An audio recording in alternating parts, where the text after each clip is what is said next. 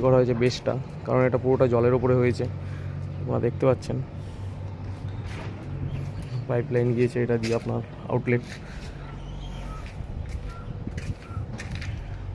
আমার ভেতরে দেখায় আপনাদেরকে। এই হচ্ছে আপনাদের মোটর টোর সব কমপ্লিট হয়ে গেছে অলমোস্ট, কিছু বাকি নেই। এই হচ্ছে প্যানেল, দুটো প্যানেল যেটা থেকে সব কিছু কন্ট্রোল করা হবে।